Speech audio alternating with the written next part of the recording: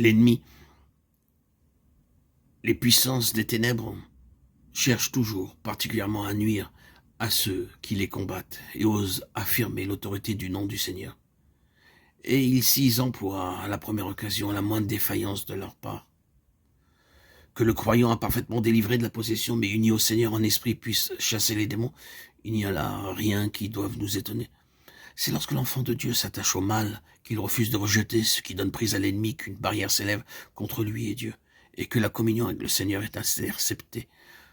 Le Saint-Esprit n'abandonne pas celui qui, par mégarde, a laissé pénétrer en lui un démon. L'entrée d'un démon dans l'homme ne fait pas de cet homme un démon, non plus que l'entrée du Saint-Esprit en lui ne le rend divin, ne fait qu'il devienne Dieu. Dieu se sert de l'homme aussi longtemps que celui-ci est fidèle à la lumière reçue. Malgré les inconséquences flagrantes de sa vie, que lui ne voit pas et qui cependant peuvent être une pierre d'achoppement pour les autres, ceux qui s'emparent de l'autorité de Christ pour chasser les démons n'obtiennent pas un résultat identique. Ce résultat est en rapport avec la mesure de victoire personnelle remportée, avec la mesure de connaissance et de discernement. L'une et l'autre sont nécessaires pour établir un surdiagnostic. Ainsi, celui qui croit pouvoir chasser les démons par le seul commandement sans savoir comment traiter le terrain n'aura pas les mêmes résultats que celui qui, mieux instruit, sait que le terrain, la cause doit être trouvée et détruite avant que les esprits mauvais puissent être réellement chassés. La connaissance, le discernement montre aux croyants quand et comment le Saint-Esprit veut qu'ils s'emparent de l'autorité de Christ. Ainsi, chasser les démons est inutile lorsqu'il s'agit des mensonges de l'ennemi. L'arme qu'il faut alors employer, c'est la vérité. C'est elle qui donne l'autorité sur des esprits de mensonges. La vérité dite avec la certitude donnée par la connaissance que c'est bien cette vérité-là qui rendra l'âme libre.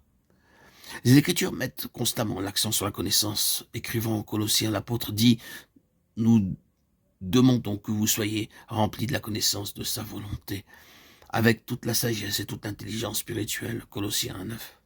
C'est ici la vie éternelle, de te connaître, dit le Seigneur dans la prière sacerdotale Jean 17,3. Si nous marchons dans la lumière, nous avons communion avec lui. 1 Jean 1,7.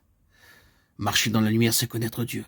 Et connaissant Dieu, nous connaissons en une certaine mesure les puissances des ténèbres, puisque la lumière manifeste les œuvres des ténèbres.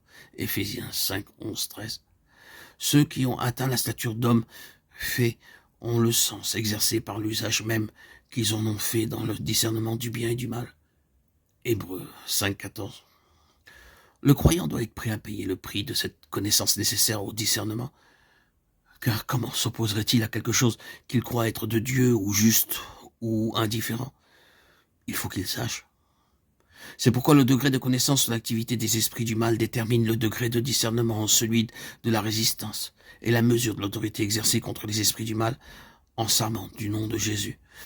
Qu'il s'agisse de chasser les démons en leur commandant de sortir d'une personne ou de les mettre en fuite par la lumière de la vérité.